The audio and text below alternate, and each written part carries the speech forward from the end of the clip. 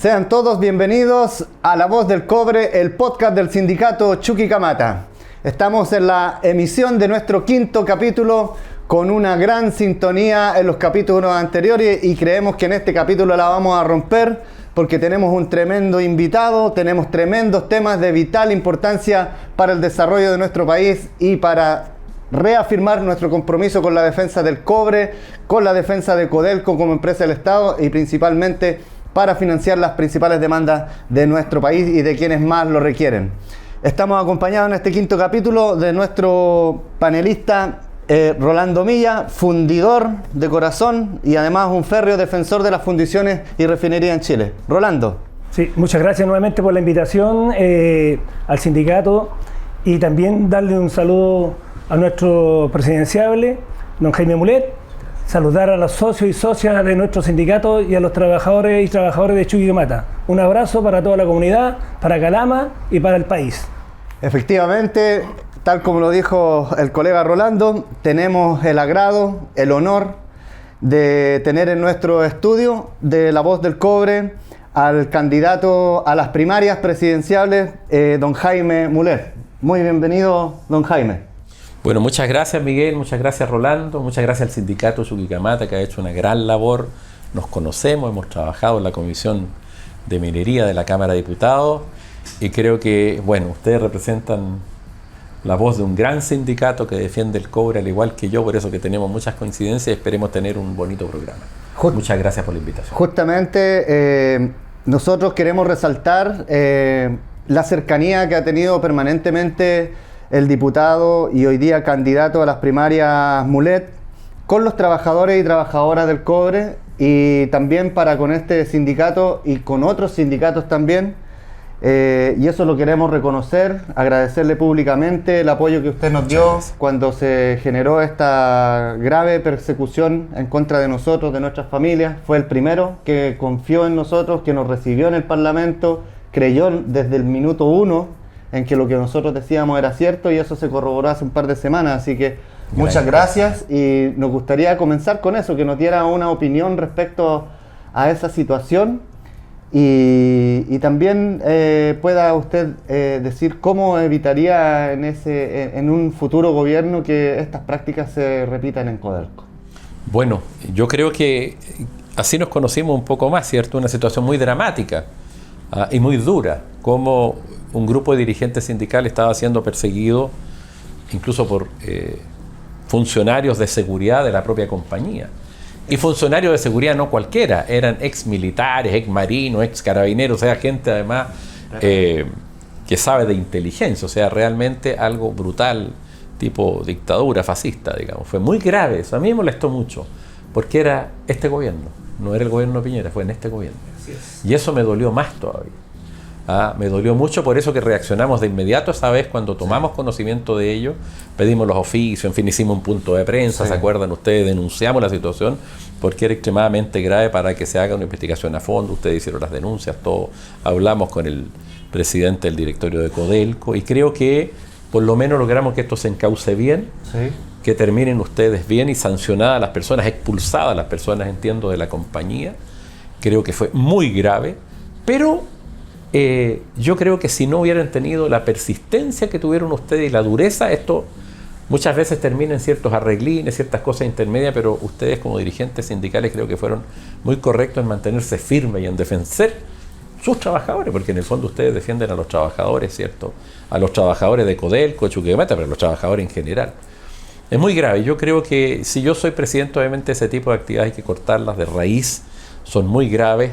Son como las que habían en la dictadura, ¿cierto? Y, por cierto, el reproche absoluto y total.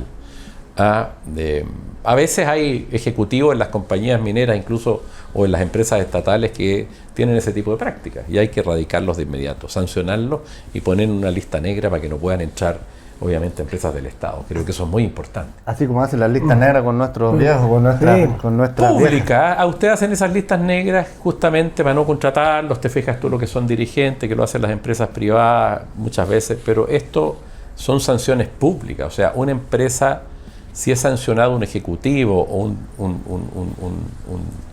profesional de una empresa por cometer ese tipo de irregularidades tan graves que tienen que ver además con el derecho de los trabajadores, eso debe ser público, o sea, porque no puede repetirse, y una persona que ha hecho eso no puede dirigir una empresa, al menos del Estado, digamos. Qué bien, diputado. Colega Rolando, en ese tema no ha terminado porque tenemos una querella criminal, penal, civil, que ya ha ejecutado hartas diligencias de la Policía de Investigaciones mediante la Fiscalía de Calama, y vamos a perseguir a Nicolás Rivera, a Carla Martínez, a Javieres, a Águila.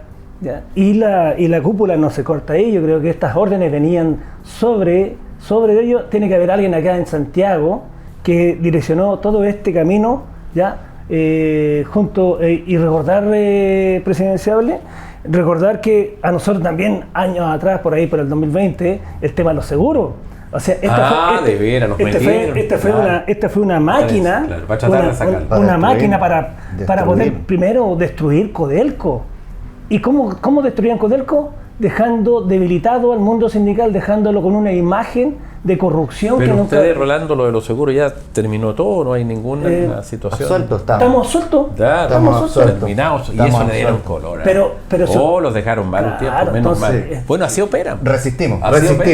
Los felicito, y es bueno que la gente sepa eso. Sí. Hay gente que no... Sí. Porque cuando parte el proceso, la prensa por todos lados, y cuando termine no lo sabe nadie. Pues, exactamente, pero... Acá, en La Voz del Cobre, nosotros todos estos capítulos que vienen, los vamos a encargar de hacer justicia por todos nuestros compañeros ex dirigentes que fueron incluso injustamente despedidos, daño familiar, así que tenemos un aparataje, y créanos, gracias por el reconocimiento, porque efectivamente no decaímos y no vamos a decaer en la defensa del cobre.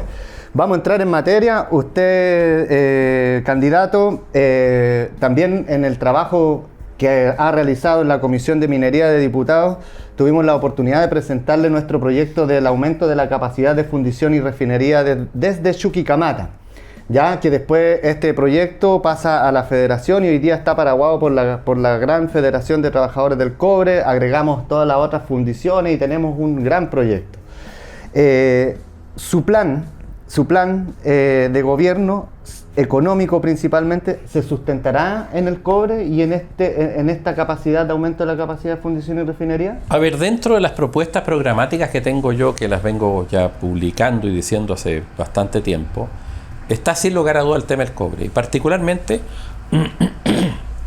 una línea muy clara de fundir y refinar en Chile, algo que vengo trabajando hace más de 20 años, siguiendo a Jorge Lavandero, a Carlos Tomic, un hijo de Radomiro Tomic, que se dedicó a esto desde el año 2000 y antes, y bueno, y ahí empecé a estudiar el tema y siempre he sostenido que Chile debe fundir y refinar. En mi programa de gobierno yo establezco que al menos en los próximos 4 años tenemos que hacer 2 nuevas fundiciones, una en la región de Atacama, una en la región de Antofagasta, 2 nuevas fundiciones, y recuperar las capacidades de fundición que tiene Codelco, particularmente porque Codelco está transformándose, desgraciadamente, igual que las empresas privadas, en exportadora de concentrado, y ha ido disminuyendo, y ustedes lo conocen muy bien. Usted, Rolando, trabaja en fundición. Además, por lo que sé. Entonces creo que es muy importante recuperar eso. Yo conocí el proyecto de ustedes cuando ustedes, con sus trabajadores y trabajadoras, sus profesionales y técnicos, hicieron una propuesta para recuperar, no voy a decir aumentar, recuperar capacidad de fundición para Codelco, particularmente la fundición en Chuquicamata. Y pedimos el oficio, lo mandamos al directorio de la compañía, ¿se acuerdan? Y creo que es muy importante que ahora lo haya asumido la Federación. Eso demuestra algo que históricamente en Chile fue muy importante, que los profesionales y los técnicos de Codelco también, obviamente, hacían sus propias propuestas, ¿te fijas? Y no se externalizaba todo. De hecho, hay grandes avances que se hicieron en Codelco años atrás. Codelco hacía investigación y desarrollo, o sea, había inversión también en nuevas tecnologías. Y aplicaron nuevas tecnologías importantes ingenieros, técnicos chilenos, pero eso ha ido desapareciendo. El esfuerzo que hace el sindicato vuestro es muy importante en ese sentido también. Entonces, hay que fortalecer a Codelco con sus capacidades, como comprometiendo proyectos como el de ustedes, pero también hay que hacer nueva fundición y refinería. No hay que olvidarse que en este gobierno se cerró Ventana por razones ambientales. Pero a Ventana se podría haber salvado si se hubieran hecho las inversiones correctas. 36 millones de dólares era que faltaba Ventana. Para evitar la contaminación. Se cerró en mi región de Atacama Paipote, Y nosotros entendemos que Paipote estaba re viejo, pero le habíamos pedido al gobierno, mire, cierre Paipote cuando empieza a construir la otra, o sea, hacer algo gradual, sí, ¿cierto? Pero bueno, este gobierno hemos perdido mucho y el compromiso que estaba en el programa del gobierno era aumentar la capacidad de fundición y refinería. Y eso es muy importante. ¿Ah? ¿Por qué es tan importante? Con esto termino la pregunta, que es muy pertinente. Es muy importante, yo diría, por 3 razones. Primero, porque fundir y refinar significa captar toda la renta del cobre que está en la mina. Y los subproductos a través de plantas de recuperación de metales nobles, porque tenemos que captar el renio, las tierras raras, el oro, la plata, etcétera. Todo. En segundo lugar, se genera más trabajo, más empleo de calidad, porque los trabajadores técnicos de las fundiciones son empleos de calidad, permanentes, buenos, donde se pagan buenos sueldos. Miles de empleos que está perdiendo el país por eso. En tercer lugar, la huella ambiental, que para los regionalistas verdes también es muy importante. Nosotros tenemos mucha energía verde en el norte, producto de la energía solar, entonces las fundiciones que son grandes consumidores de energía van a usar energía verde. Y la trazabilidad del cobre va a ser mejor, se le va a poder sacar mejor valor. Y un cuarto argumento, el geopolítico, que también es muy importante porque hoy día China está fundiendo y refinando el 65%, me entregaron el dato el otro día, y si nosotros no somos capaces vamos a terminar, en definitiva, China poniéndole el peso al cobre. Así que tenemos que defender. Y de cada 3 barcos de concentrado vamos a mandar solo un barco de cobre fundido y refinado. O sea, también la huella de carbono es muy importante. Es integral. Así es. Hay una noticia que nos gustaría compartir con usted, porque usted nos ha acompañado en la masificación de este proyecto. Y el proyecto de nosotros, estamos muy contentos porque usted lo ha dicho, este sindicato ha sido persistente, ha marcado siempre una consistencia, y el proyecto de nosotros ya está en una etapa de prefactibilidad. En las próximas 4 semanas vamos a conocer el resultado de eso. Y, ¿con la propia compañía? Sí. Qué bueno, sí, que lo tomaron. Sí, y en la ubicación técnica que nosotros propusimos con todo esto, como lo denomina acá el colega Rolando, anexos que tenemos para fundir y refinar. Y sería bueno que el colega Rolando se refiriera al tema de los chinos, porque a él le gusta hacer práctico esto. Contémosle un poco la historia de cómo llegaron los chinos a esa cantidad de mineral fundido. Sí, lo que pasa es que por ahí, por el año 90 hasta el 94, llegaron una cantidad de chinos que venían a hacer el levantamiento en la fundición de concentrado de los 2 equipos de fusión que teníamos en su momento. El horno CT y el horno flash, que era la tecnología que estaba de punta. ¿Ya? El CT es ingeniería chilena, convertidor teniente de nuestros queridos compañeros de ahí del teniente. Y que fueron mejorados en Chuquicamata, porque también nuestra gente, haciendo historia, nuestra gente sí, experta hoy día. El convertidor teniente que lo inventó, claro, un ingeniero, claro, un equipo de ingenieros. Entonces, exactamente. Los chinos vinieron a aprender sí, fue en Chuquicamata. Esa es la historia. Esa es la historia.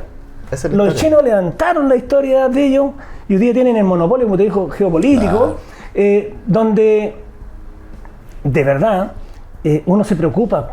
Ellos se llevaron toda la inteligencia de los chilenos y hoy día tienen el 70-30, o sea, usted dice 65, nosotros tenemos otra información, donde a nosotros nos preocupa porque se llevan todas las riquezas. Todas las riquezas se las llevan en el concentrado. Lógico, las tierras raras. Y que no son cuantificadas, por ejemplo, en aduana. No son cuantificadas. Se dice que alrededor entre el 2015 y el 2020, solamente ahí, en un levantamiento que se hizo en aduana, de la zona de la región de Antofagasta, solamente de Antofagasta, del puerto de Antofagasta, $14.000 millones.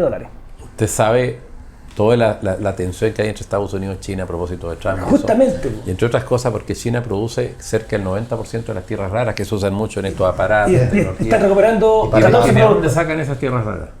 Acá de Chile. Entre otras cosas, el concentrado. Chilena, entonces. Lo peor que para las armas también, pues, o sea, sí, estamos aportando para que sigan en todas las guerras vigentes en el mundo, estén matando niños. Los chinos son muy habilosos. Y por eso que Estados Unidos está preocupado de Ucrania, de las famosas tierras raras. Entonces, y los chilenos se la están entregando. Se la estamos entregando gratis. Entonces, claro, nadie se ha preocupado de haber un control en la aduana, sino que es un estimativo de lo que está. Entonces, bajo este escenario, los chinos vinieron para acá y se llevaron la inteligencia. Entonces, ¿qué es lo que nos preocupa a nosotros como sindicato, como trabajadores, en primer lugar, de este país? ¿Hasta dónde vamos a aguantar este 70% que tienen los privados, las transnacionales, versus el 30% que manejamos nosotros los chilenos. Si nosotros manejáramos más de ese porcentaje, imagínense cómo estaría... ¿Cómo construiríamos casas? ¿Cómo entregaríamos pensiones? ¿Cómo construiríamos escuelas? ¿Cómo podríamos eliminar las listas de espera que hay hoy día en los hospitales, la falta de insumos? Es innegable. Así que muy contento por la postura acá del candidato. Ustedes saben que en mí tienen una persona que coincidimos plenamente en eso. Soy un defensor, seguidor de la línea de Radomiro Tomic, Salvador Allende, Eduardo Frei Montalva, Lavandero, que son los defensores del cobre. Lamentable cómo terminaron así. Todos han pagado un alto costo. Todos han pagado un alto costo. Esperemos no pagarlo. Pero no le tenemos miedo. No le tenemos miedo. Lo más importante es que hoy día estamos dispuestos a dar esta pelea, a salir a educar a la gente y todo. Candidato, nosotros también nos gustaría preguntarle de frente, con la transparencia que nos conocemos, la propiedad minera. ¿Usted está de acuerdo que esta manera que se está haciendo hoy día extractivismo, porque lo que denominamos nosotros en Chile es extractivismo, al estar sacando los concentrados y no estar sacando un producto en su primera línea industrializado?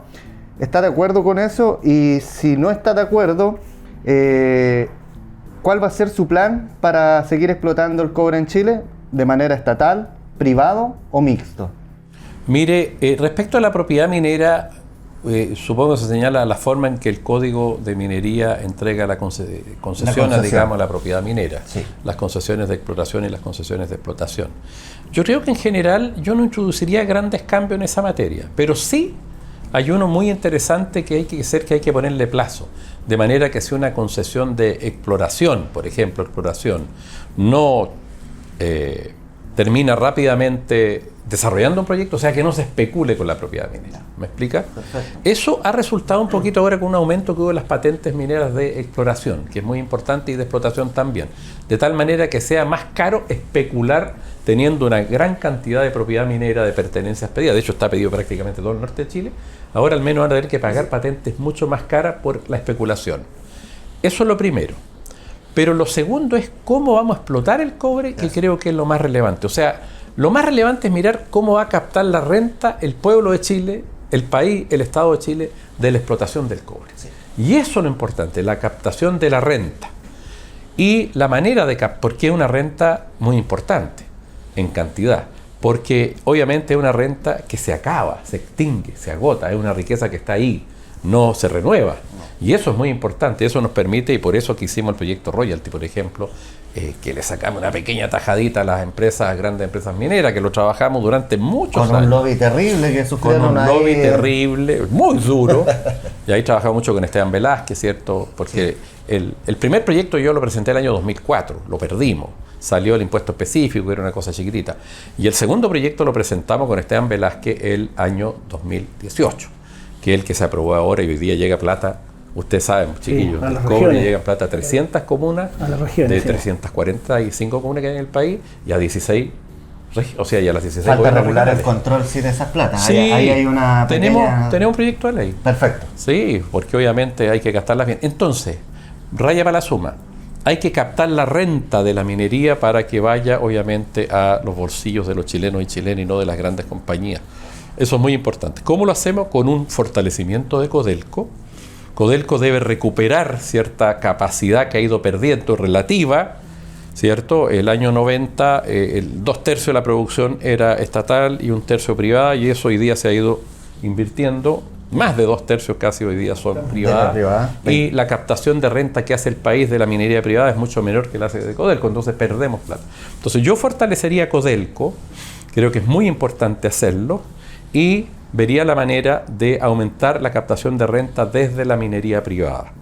Y lo otro que es tan importante como eso, exigiría, y tenemos un proyecto de ley que vamos a presentar la próxima semana ya, para que el cobre salga fundido y refinado, y ojalá incluso con mayor captación de venta más allá de la refinería, ¿se fija? Perfecto. Entonces excelente. Hay que industrializar, hay que cuidar Codelco, fortalecer Codelco, ser exigentes con Codelco.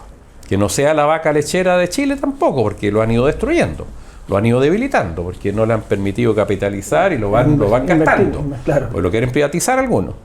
Fortalecer Codelco, captar renta desde la minería privada y exigir que el cobre salga fundido y refinado, y ojalá en mayores niveles tecnológicos, digamos, de agregación de valor. Ya, Eso es y lo ahí- primero y ese es el plan que yo tengo. Y ahí vamos recuperando las tierras raras aquí en Chile. Lógico, Y podríamos nosotros ser. Mire, el otro día, claro, ¿sabes qué? Fue una manufactura de las tierras reunión raras. muy importante. Voy, y yo, porque a mí me gusta aprender, y me reuní con los mejores científicos de la Academia Chilena de Ciencias, y me recibieron los 7 máximos. El presidente de la Academia de Biología, el de Ciencias Sociales, Ciencias Morales, en fin. Una reunión de un alto nivel para mí, diputado. Las 3 cosas más importantes que hay que preocuparse. Inteligencia artificial, que ya casi está en el pasado. La computación cuántica y las tierras raras. La tienen clara. Oye, científicos de todos los niveles, los máximos de Chile y las tierras raras. Me dice. ¿Candidato? Eso, ahí hay no solamente un bolsón de recursos, sino que obviamente es muy importante. Candidato, usted en su futuro gobierno o en este camino que esperamos le vaya muy bien en la primaria, ¿estarían dispuestos a sumar a un sindicato profesional como nosotros, a aportar en este plan de desarrollo de la industrialización del cobre como integrantes claves de O su sea, sin proyecto? duda. O sea, nosotros en primer lugar el respeto por la historia del cobre, por la historia de Codelco, partiría por ahí. Recuperar eso. A Codelco lo han ido achicando, la importancia que tiene. Toda el área de investigación que tenía Codelco la cerraron. Y ahí estaba la inteligencia, a propósito de la historia que usted cuente los chinos. Codelco tenía el Instituto 3M, no me acuerdo cómo se llamaba, después otro, me olvido del nombre, y hoy día Codelco no está haciendo prospectiva, no está haciendo investigación y desarrollo, y ahí es donde está el conocimiento del futuro, no sé si me entiende. Entonces se lo pasaron los privados. Usted sabe eso que hay detrás. Entonces hay pocos sindicatos como el de ustedes que tengan conciencia más allá de la lógica natural relación, ¿cierto?, con la empresa para tener la satisfacción y obviamente preocuparse de sus trabajadores, sino que además de preocuparse de los trabajadores, que es lo básico, están preocupados del país. Como históricamente había sido la Federación del Cobre de Chile, que influyó cuando enfrentó a la dictadura, ni más ni menos, a Pinochet, ¿se acuerda? Con Rodolfo Seguel, cuando parte la lucha, porque marcha. había una conciencia de que el cobre era muy importante y los trabajadores tenían esa conciencia. Ahora muchos la han perdido, debo decirlo. Uno de los pocos sindicatos que yo he visto que tienen esa conciencia es el vuestro, porque hay que decirlo también, hay años donde la Federación del Cobre fue produciéndose esto, o sea, perdimos esa capacidad relativa de ser nosotros desde el Estado el mayor productor de cobre, se fue perdiendo y prácticamente nadie reclamó. Nosotros con el colega Rolando hemos sido bastante minoría, seguro, activos junto a nuestro directorio en general.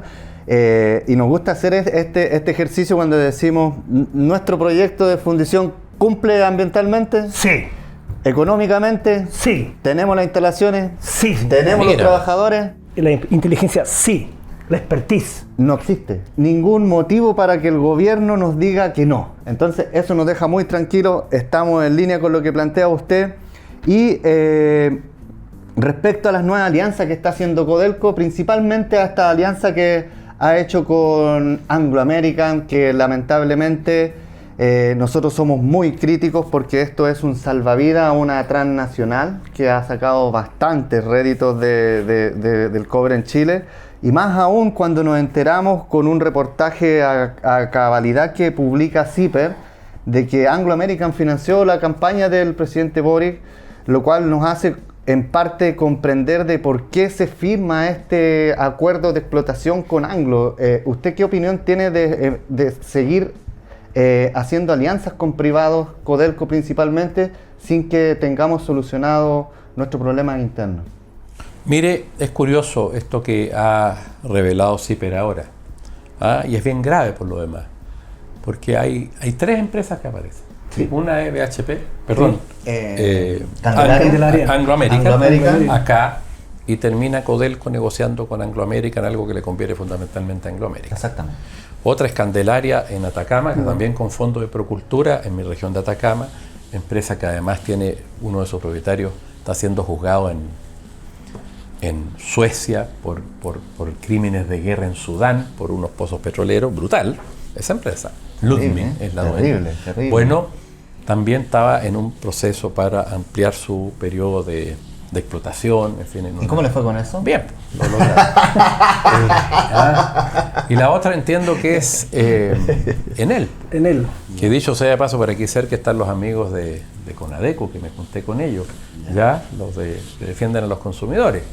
Y bueno, y se sabe que en el apagón en Cernac, que debe descender a los consumidores, estaban haciendo un trampeo para que los reclamos contra Enel terminen en otro lado. Curioso, creo que eso hay que investigarlo a fondo, es muy grave, yo no quiero festinar en esto, creo en la presunción de inocencia, pero es algo que hay que investigar. De manera que, respondiendo a su pregunta, yo creo que Codelco hay que mantener a Codelco lo suficientemente poderoso para que no decaiga, para que no se debilite. Pueden haber buenos negocios con terceros, pero lo que no soy partidario es que Codelco vaya perdiendo sus propias capacidades. Si usted dice, bueno, Codelco tiene este yacimiento minero, bueno, que lo explote Codelco. Ahora, si la empresa X tiene este yacimiento minero y le ofrece a Codelco, bien, pero no ir perdiendo lo propio. A eso me refiero. Por eso, lo propio, que lo explote Codelco tiene toda la capacidad para hacerlo.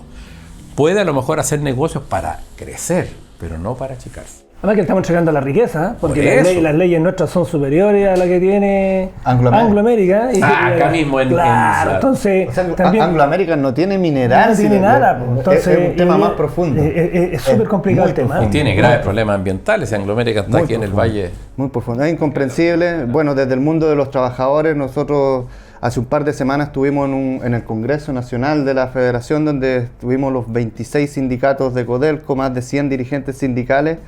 Y lo que mayormente preocupaba era la estabilidad laboral de los trabajadores de Andina y los de Anglo, porque ellos participan en esta federación, pero con esta información que sale, los sindicatos del cobre y los dirigentes sindicales tenemos la obligación de denunciar que ese acuerdo no tiene ninguna validez porque nace de la corrupción. Si financiar y esto es como pagar.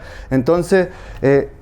Creemos lo que usted plantea. Con este acuerdo están perdiendo los chilenos, obviamente. Chilenos. No Codelco, los chilenos. Los chilenos. Bueno, candidato, mire, nosotros queremos hacerle dos preguntas finales, que son las siguientes, muy cortito, muy preciso. ¿Salario mínimo o vital? Ahora desconozco la diferencia. Bueno, entiendo que el vital es que alcance para vivir, ¿cierto? Sí. Que es un concepto que se usó años atrás en la legislación chilena. Que supera por más o menos el 25% del salario mínimo actual, que claro, es para que cualquier chileno o chilena pueda vivir claro, dignamente. No, sí, que le alcance a llegar a fin de mes. Hay dos maneras de ver eso, doctrinariamente, digamos, en los estudios, digamos. Uno es si usted tiene el salario mínimo como el que tenemos ahora, pero hay fórmulas donde el Estado complementa a la empresa o al mundo, ¿cierto? A propósito del que paga, especialmente a la pyme, a la MIPYME, y el Estado pone la diferencia para asegurar, obviamente, la vitalidad o un salario vital. Esa es una manera. Si el Estado tiene el compromiso de poner el resto que falta para tener la seguridad, es un camino posible, especialmente para apoyo a las pequeñas y medianas empresas. Y el otro es ir al vital para tener, obviamente, la suficiencia y que lo pague directamente la empresa. Yo creo que las grandes empresas particularmente debieran pagar mejores sueldos en este país y debieran estar más en el concepto de lo vital. Porque las grandes empresas tienen recursos suficientes para eso. Pero las pequeñas empresas creo que el complemento lo tiene que hacer el Estado y eso es perfectamente posible hacerlo a través de subsidios y de la manera en que complemente, porque la obligación primaria es del Estado, digamos, respecto de asegurar que cada persona que no solo trabaje, sino que exista, tenga cómo sobrevivir y cómo vivir. No sobrevivir, sino que vivir y tener acceso a la salud, a la educación, a una buena alimentación. Creo que eso es lo importante. Negociación ramal. Me gusta, en general es una demanda histórica de los trabajadores, me gusta con un rango, una especie de banda, porque obviamente no todas las empresas son iguales, pero permite además generar, diría yo, desafíos complementarios entre las empresas y los trabajadores especializados al hacer la negociación por ramas. Creo que además permite difundir de mejor manera el conocimiento entre las distintas alternativas. Siempre se dice que es complejo porque hay empresas pequeñas, medianas, grandes, y de manera que... Pero yo creo que se puede hacer, usted puede negociar con una banda de remuneración, ¿me explico? ¿Sí? A lo mejor... Y lo otro que me gusta mucho, digamos, a mí, es la participación de los trabajadores en las utilidades. Entonces yo creo que hay que terminar con el sistema de gratificación garantizado que hoy día existe en el Código del Trabajo, que en el fondo se usa como una manera de eliminar, digamos, evitar el pago de gratificación. creo en los compromisos entre trabajadores y empresas para, por ejemplo, aumentar productividad, aumentar ganancias, pero donde los trabajadores participen. Creo que la gratificación garantizada anuló eso, particularmente las pequeñas y medianas empresas, y prácticamente todo lo ponen, usted sabe, construyen el ingreso mínimo, ahí le ponen la gratificación garantizada, claro, y al final las empresas tienen tremenda utilidad y la gratificación garantizada sigue siendo claro, pasa a ser como parte del sueldo base, ¿se fija? Claro. Entonces me gusta mucho, yo creo que debemos promover acuerdos donde las empresas con los trabajadores se complementen y el aumento de las utilidades, los aumentos de productividad sean compartidos. Yo en eso. Perfecto. El colega Rolando Milla le va a hacer entrega de un presente muy significativo que nuestros socios envían, y también nuestro directorio, porque usted ha sido un tremendo diputado en la defensa del cobre, en la defensa de los trabajadores. ¡Qué precioso! Así que esa historia. Explícale un poquito. Mire, el minero, yo conocí estos billetes. Esa es la historia del billete, claro, que nada por ahí por el año 70, hasta el 73, ¿cierto? Claro. ¡Oh, qué hermoso! Con cobre chileno. Claro, a este billete, bueno, yo tenía el año 71 para la nacionalización, tenía 8 años, ya, o 9, yo soy del 63, 8 años, y a este billete le decían el minero. Era doradito, era de color cobre, ¿cierto? Usted no sé si lo tenemos también en papel. Claro. Esta es la réplica oficial. Miren qué bonito de cobre, es realmente, oiga, yo lo atesoro el regalo y les agradezco por el significado. Porque esto fue la nacionalización, cuando Chile recupera el cobre para los chilenos. Un paso significativo que se dio. Muchas gracias. Oye, no, yo les agradezco muchas gracias a usted. Muy simbólico. Muchas gracias a usted, porque además usted estuvo en Calama también cuando fueron a sesionar. Por supuesto. Calama muy agradecida de las gestiones. Estamos en una deuda con ellos, pero nuestros trabajadores igual agradecen, porque si salvamos a Codelco de esta masacre que hicieron los últimos 4 años, fue uno de los pocos. Así que muchas gracias por venir al programa. Gracias. Lo dejamos cordialmente invitado a cualquier otro espacio cuando pase la primera vuelta, ya después. En una de esas quedo yo también, pues. Por eso le digo. ¿Pero por qué no? Por eso le digo. Aquí vamos a estar disponibles los trabajadores del cobre para seguir profundizando en tantos temas. Y yo disponible para defender el cobre para todos los chilenos y chilenas. Tenemos que captar la renta desde el cobre y no seguirlo regalando, fundir y refinar en Chile, captar los metales nobles. Hay que entender eso, terminar con el negociado, el concentrado, donde están metidas muchas personas de por aquí, que están hasta en los directorios a veces de las empresas estatales. Terminamos el primer bloque, despedimos al candidato a las primarias presidenciables y seguimos en el segundo bloque con el grito de la voz del cobre. Como todos están esperando, retomamos nuestra sección El Grito. Este capítulo vamos contra la señora exdiputada y actual senadora de la República, la señora Paulina Núñez.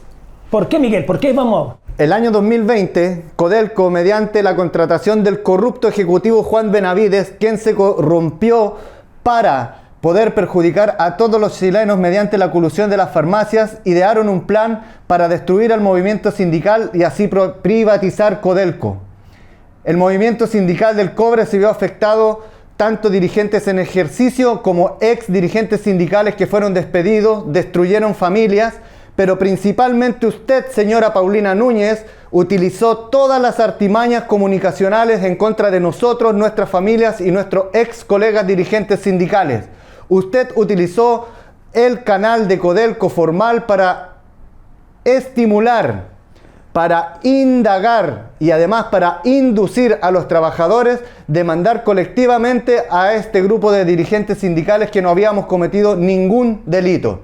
Mínimamente esperamos que usted pida disculpas públicas por todo el daño que generó al movimiento sindical del cobre, específicamente de Chuquicamata, de los sindicatos 1, 2 y 3 y ex dirigentes de la división RT, y pida estas disculpas públicas en las próximas semanas, o si no, nosotros vamos a ejecutar todas las acciones legales y no nos interesa que usted tenga fuero. Usted tiene que limpiar nuestra honra porque usted la ensució. Esperamos estas disculpas públicas, o si no, reiteraremos el grito y en todas partes cómo usted intentó destruir a los dirigentes sindicales y su familia.